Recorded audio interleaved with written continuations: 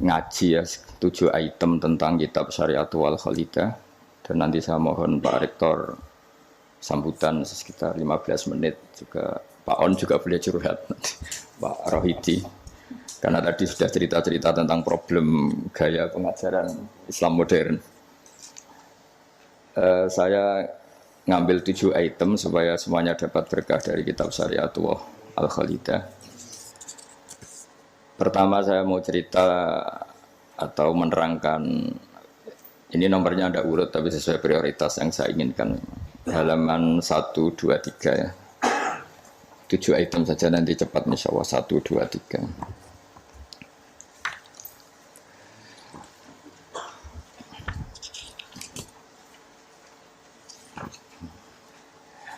Nah, ini diterangkan di antara makalah ya, mutiara makalah yang disampaikan oleh Sayyid Hasan bin Ali, yaitu cucu Rasulullah SAW. Ketika ditanya oleh Imam Hasan Basri, kita tahu semua sanad Thariqah sebelum Sayyidina Ali semuanya lewat siapa? Hasan Basri. Terus di Jawa jadi Hasan Besari, jadi macam-macam itu. Tukang oleh jeneng Jawa itu. Itu di antara makalahnya itu malam yu'min bi qadaillah wa qadari khairihi wa syarrihi faqad kafara. Tapi waman hammala dzambahu rabbahu faqad fajara. Jadi kalau orang tidak berkeyakinan qada qadar khairihi wa syarrihi minallah, dia berstatus kafir. Tapi orang yang mengkambing hitamkan Allah ketika dia dosa, faqad fajara. Dia itu orang yang enggak benar. Jadi ini sudah tengah-tengah, karena masyhur itu ada ulama ahli sunnah yaitu Imam Sanusi berdebat sama orang Mu'tazilah itu semalaman. Mu'tazilah itu tetap kokoh keburukan itu tidak dari Allah. Alasannya Allah itu memerintahkan kebaikan, masa menghendaki keburukan. Tapi pikirannya Imam Sanusi, idzan waqa'a fi mulkihi ma la yuridu. Alam raya ini kan seringnya banyak maksiat daripada taat. Berarti di alam ini lebih banyak yang terjadi bukan kehendaknya Allah. Berarti Allah kalah dong kalau gitu. Karena ingin baik ternyata yang terjadi buruk. Jadi ini kan problem. Kita sebagai mukmin juga problem. Mau nisbatkan jelek ke Allah tidak pantas. Mau bilang elek itu kreasi setan mayoritas. Berarti yang menang partainya setan, itu kan ribet. Yaitu faqad kafar. Orang yang mengingkari qada qadar itu kafir. Tapi ketika kamu dosa kemudian bilang kehendak Allah itu faqad fajara. Kamu pecundang. Nah ini sudah tengah-tengah. Jadi implementasi ini monggo mawon, sementing ini itu makalah-makalah yang disampaikan Sayyid Muhammad. Terus sekarang halaman 14 ya. Dia ngambil 7 item. Ini acak saja karena ya emang kan nggak mungkin nih Pak On ngaji lagi kan. Sudah sepuh ya. Udah ini teman saya lama. Paling lama saya berteman di UI itu Pak On. Ini bawaannya Pak Zeni dulu. Pak Zeni juga pernah ke sini. Itu kalau nekuni tafsir itu ya pusing. Enak yang tinggal baca. Saya tuh sering debat sama Pak Zeni itu sampai jam 2, jam 3 di kantor itu, di Badan Wakaf ya dulu, bekasnya rektorat ya. Itu kalau nggak selesai itu beliau jam 4 ke kontrakan saya di Ketonggo. Karena kita ini sangat fikih. Pak Zeni itu dulu kan fakultasnya adab. Beliau di sastra Pak Tamjiz. Jadi beliau lebih mengedepankan aspek balawala. Saya fikih. Misalnya gini, sama terjemah ini kalau bisa ya hebat, sudah bisa boyong. Misalnya az-zani la yankihu illa zaniatan. Itu ayat hukum apa ayat faktual? Di ilmu ushul fikih itu diteliti. Kalau ayat hukum berarti maknanya pezina itu enggak boleh nikah kecuali dengan pezina. Pertanyaannya, jenenge zina kok ora kepengin nikah, kepengin kumpul kebo. Mbok ndak usah dilarang ya sudah. Ndak nikah kan memang dari awal sudah kumpul kebo, ngapain nikah ya. Jadi kalau diharamkan gunanya apa? Mereka sudah tiap hari kumpul kebo. Apa itu ayat faktual? Maksudnya Allah cerita al-waqi'ah, waqi'atul hal. Kalau dalam ilmu usul fikih, waqi'atul hal itu gini. Jenenge wong zina iku trene ya untuk wong sing padha-padha zania. Kan gak mungkin zanen kenalan mbek Hafidhah gitu. Hafidhah kenalan. Jadi karena masa lalunya itu temannya itu ya entuk ya itu. Jadi itu bukan masalah hukum tapi masalah faktual. Jadi kalau dosen ya untuk dosen kan kira dokter ya untuk dokter kan kira-kira gitulah. Orang itu akan mendapatkan sesuai komunitasnya. Kalau mahasiswa sesuai yang dipacar lah. Orang akan menikah sesuai yang dipacar. Maka terakhir yang dulu-dulu kan gagal. Nah, itu bedanya jauh nanti. Kalau itu dianggap ayat faktual maka nggak dianggap nasah mansuh. Tapi kalau itu dianggap ayat hukum, pernah ada hukum bahwa orang yang soleh nggak boleh nikah zania. Terus hukum itu dimansuh oleh ayat wa angkihul ayama minkum wassolihin min ibadikum wa iman. Oh itu kan nggak bisa selesai. Mbok Sa'rawi, Mbok Imam Suyuti itu tidak akan selesai perdebatan seperti itu. Nah, kalau menurut asbabun nuzul ya mirip iya mirip enggak. Jadi dulu tuh sahabat dulu kan punya masa lalu lah. Di antara sahabat itu ada yang punya pacar perempuan cantik namanya tuh Anak.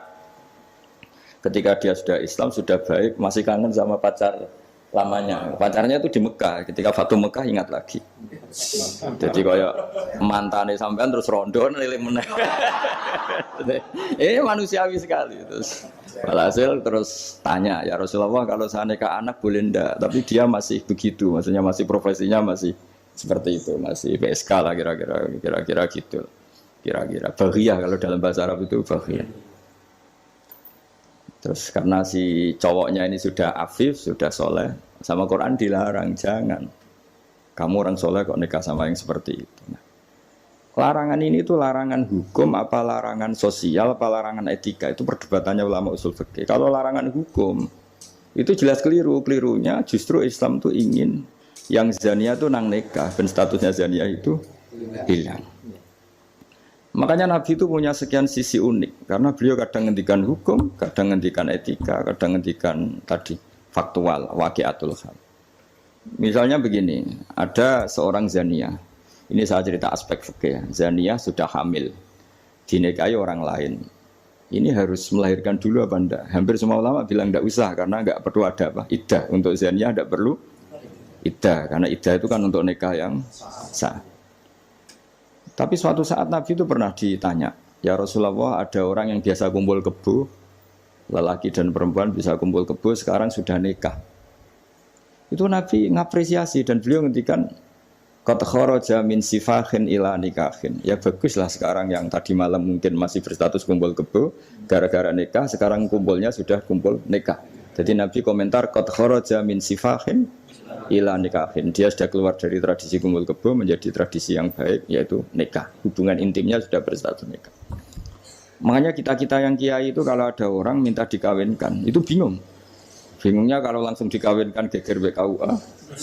Kalau ndak yang nakal lah.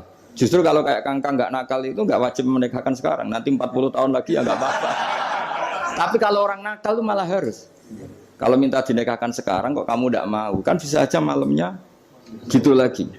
Padahal kalau kamu mau menikahkan, kumpul malamnya nanti sudah halal ya, sudah sah. Tapi kalau kamu tidak nikahkan, kumpul kebo. Dan kuncinya di kamu karena kamu disuruh. Jadi mau tidak mau terlibat. Makanya kalau dalam hukum mengislamkan orang itu nggak ada boleh waktu jeda. Misalnya ada orang kafir tanya, Gus Bak saya syahadatkan. Itu kok saya bilang sudah duduk dulu ngopi dulu. Itu saya ikut murtad. Karena membiarkan dia sekian menit dalam keadaan kafir yang saya bisa menghilangkan saat itu juga, maka harus langsung disyahadatkan. Karena ibqa alal kufri kufrun, menetapkan kekafiran itu ya nggak boleh saya mandi dulu atau ngopi-ngopi dulu, nggak boleh, harus langsung. Ibarat gini lah, kafir itu kan taruhannya neraka. Ibarat ada orang kecelakaan, kamu pas pakai celana pendek di jalan, kan nggak boleh kamu, tak pakai baju dulu. Sedang dipelindes truk lagi kan, harus langsung. Meskipun Anda dalam kondisi yang tidak sempurna. Nah, resikonya tadi, pas kamu bikin kopi, ternyata orang itu mati. Berarti matinya mati kafir. Yang Anda kan langsung kamu talqin syahadat, dia mati Islam. Begitu juga orang yang kumpul kebo minta kamu nikahkan sekarang.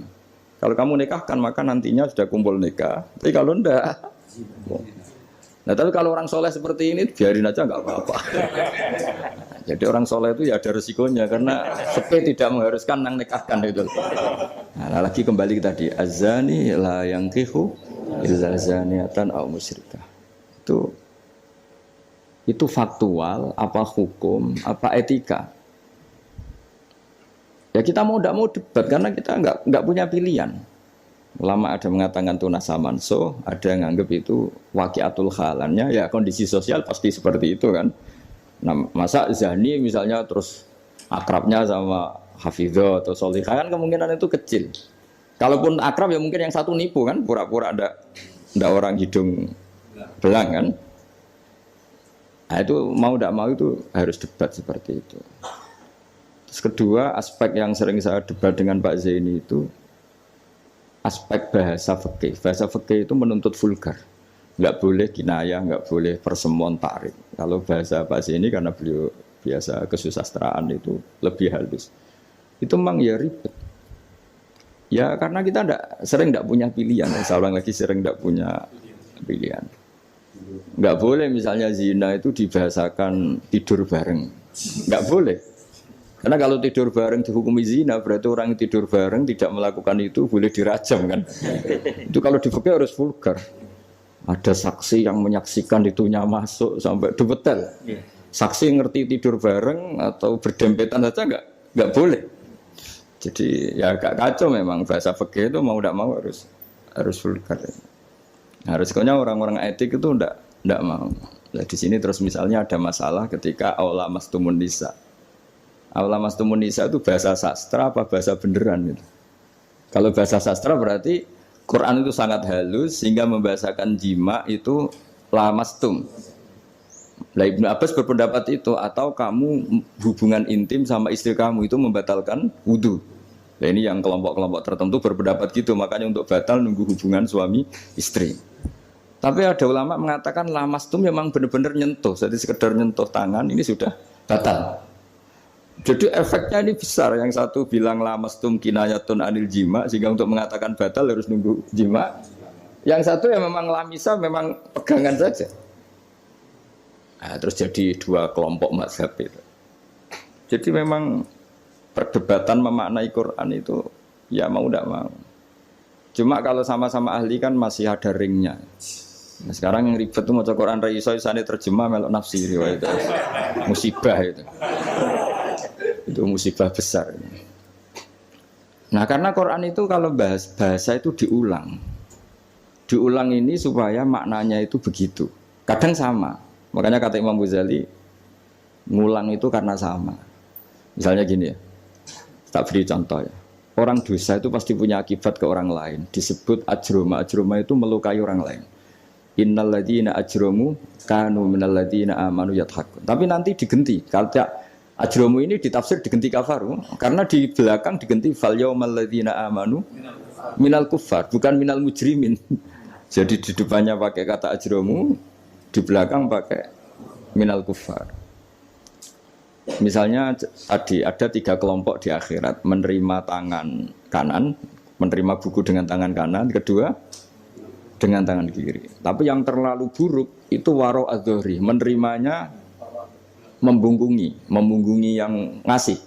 Jadi misalnya kamu malaikat yang ngasih buku, ya terus lama ya sudah yang fatal itu ya sudah nerimanya dengan tangan kiri, dia membungkungi yang ngasih.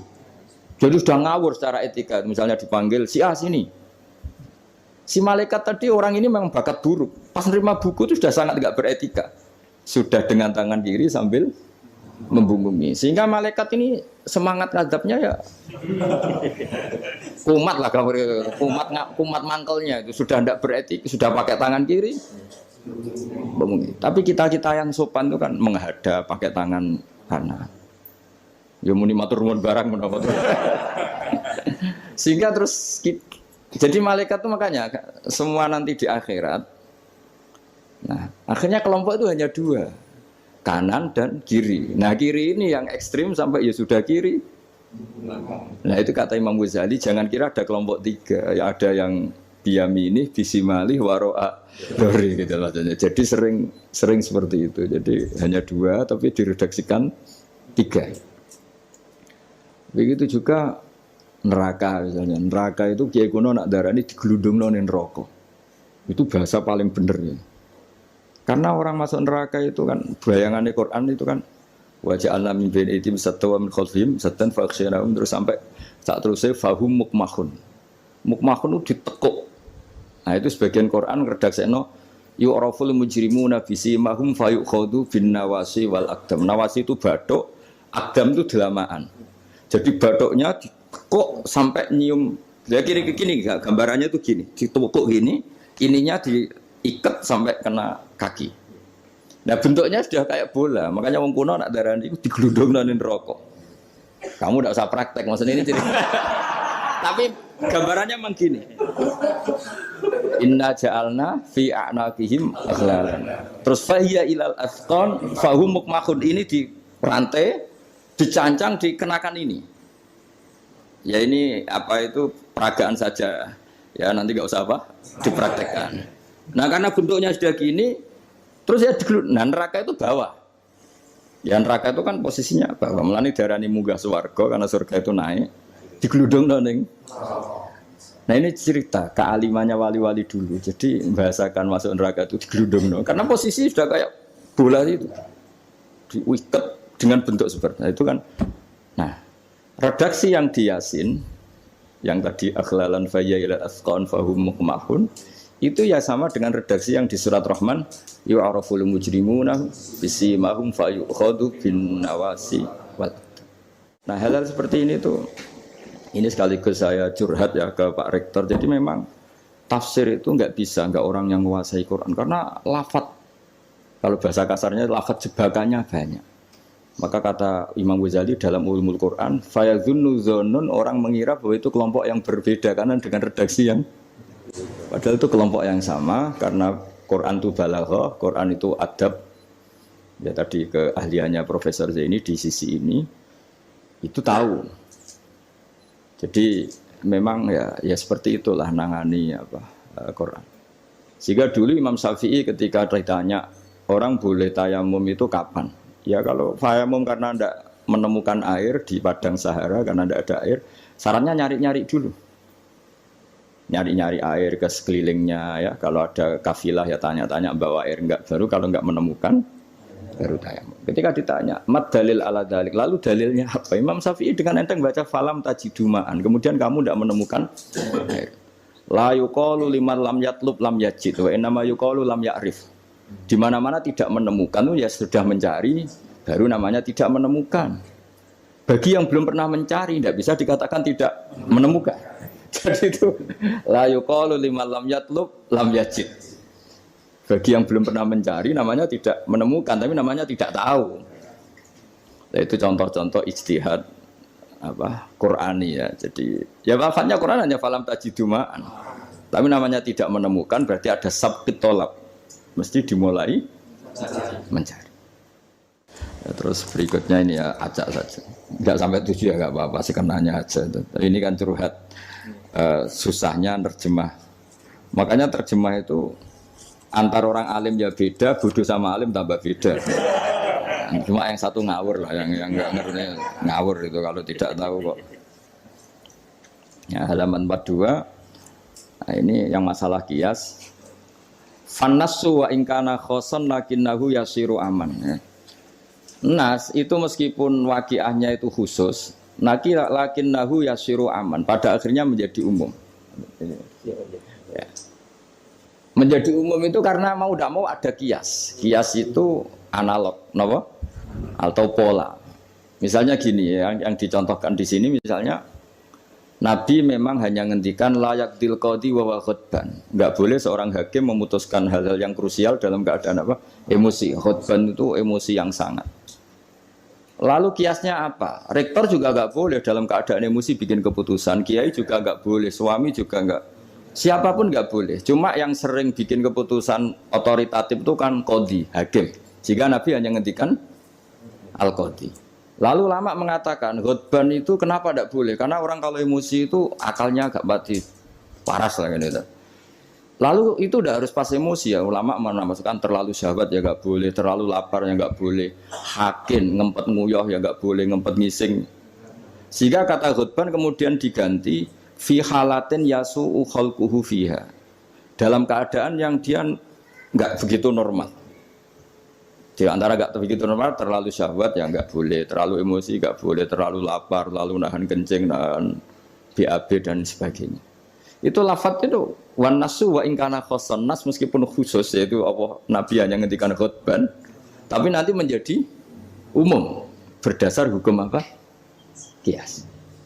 Nah di sini Pak Ainur Rahim Fakih yang sering kita beda ya. Misalnya ini bukan meng-NO-kan yang Muhammadiyah atau Muhammadiyahkan NO karena kalau kita ini biasa saja. Orang NO ya pasti Muhammadiyah karena umat Kanjeng Nabi Muhammad sallallahu alaihi wasallam. Orang Muhammadiyah ya pasti dengar NO lah karena gerakannya ulama, masa tidak mendengar ulama. Tapi setelah jadi ormas ini jadi yang NU tidak Muhammadiyah, Muhammadiyah tidak NU. Misalnya kamu NU ditanya Allah, akun tamin ummati Muhammad, ya naam. Itu bahasa Arab ummati Muhammad itu. Muhammadiyah tak kok iki anut sapa ya anut ulama. Jadi tapi wong nganggur geger ya seneng. Nah kita termasuk yang enggak nganggur jadi rapati geger. Saya beri contoh. Nabi itu ketika habis sholat, itu akbala aliyah Nabi wajih, langsung berputar menghadap ke kita. Jadi kalau di Indonesia langsung menghadap ke timur. Itu ada yang mempraktekkan, dan itu bagus. Jelas semua teks hadis seperti itu. Tapi di beberapa hadis itu insorofaan yamini, kadang insorofaan simali. Karena begini, Nabi itu kalau sholat, itu orang yang dari 7 kilo, 8 kilo semuanya lari. Kepengen makmum Kanjeng Nabi. Sehingga kalau makmum Nabi ini bahaya ketika itu ada sefur alhamdulillah. Memang janjian rawuh.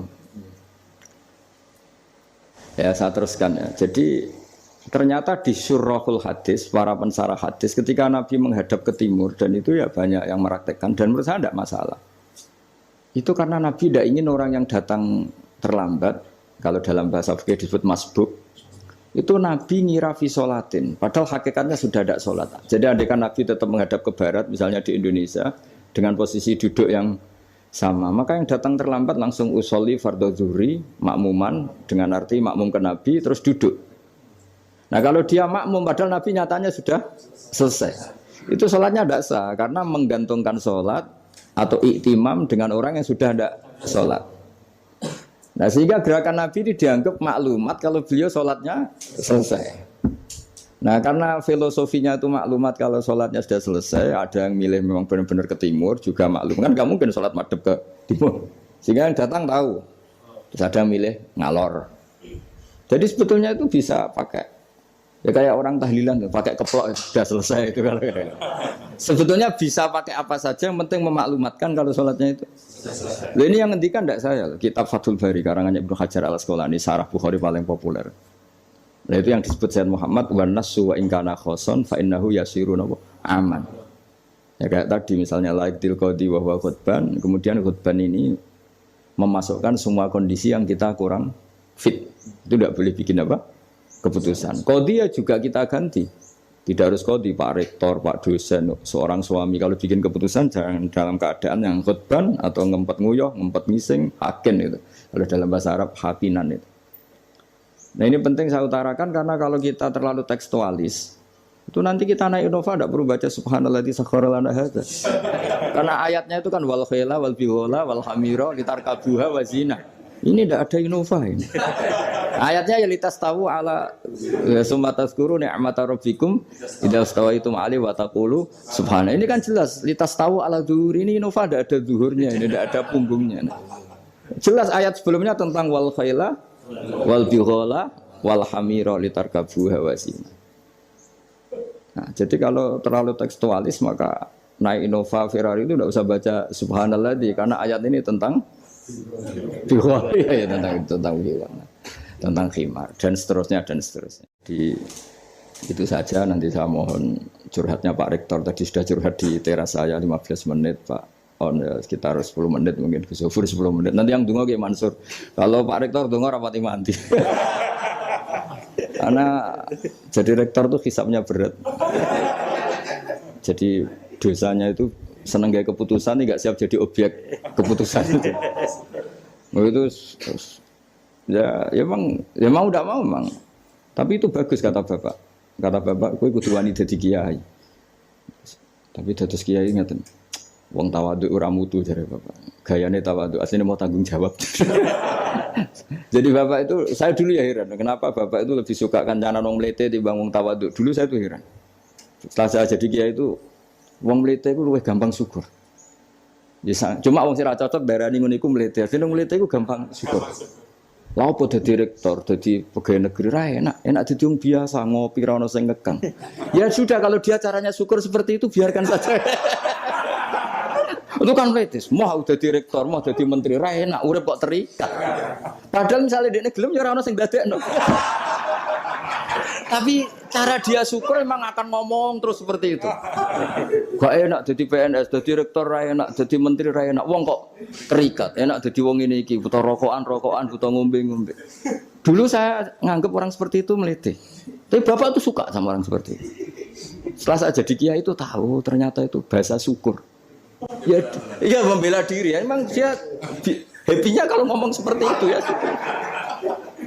Sing bojone elek ngono, ra enak Gusti bojo ayu dadi sawang-sawangane wong. Wis pokoke wis sauni-unimu sing penting sudah itu cara dia syukur. Saya tuh belum pernah loh kalah debat orang kecuali sama orang desa itu. Anaknya itu minta motor Pak Rektor, motor sepeda motor. Enggak boleh ada orang kaya. Bapaknya ke sini, anaknya komplain, "Bos, bapakku kok medit. Nunjuk motor ora oleh padahal orang kaya." Bapaknya ke sini itu masuk akal. Anak di pondok tambah goblok. Mergo njuk nukokno motor. Lah kok goblok, Pak? Jenenge donya iku Gus iku sing lahirno donya, kok sapi kan manak, wedhus manak. Wong donya kok mangan donya. Motor itu kan beli bensin nyervis. Jadi orang beli mobil tuh goblok terus. Jadi ya profesor, dokter kalau punya mobil cara dia ya goblok. Kiai-kiai yang punya mobil cara dia jenenge donya sing lahirno. Donya kok mangan. Wah.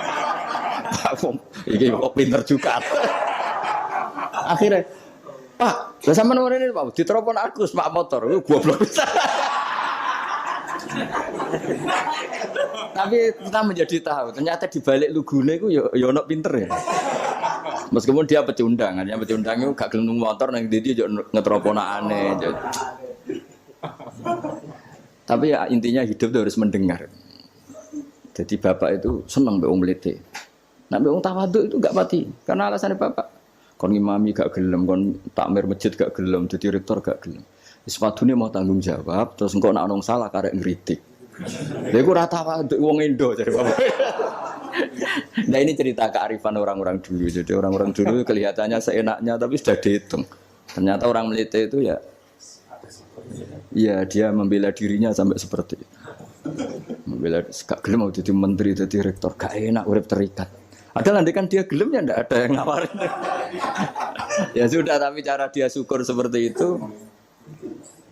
Bisa mohon sekali lah ini khataman syariat wal khalida. Mungkin saya mohon Gus Gofur untuk cerita hubungan Mbah Mun dengan Said Muhammad yang Pak Rektor sama Pak Oni curhat. Monggo secara berurutan kalau mohon sekali supaya semuanya dapat berkah dari Said Muhammad bin Alawi.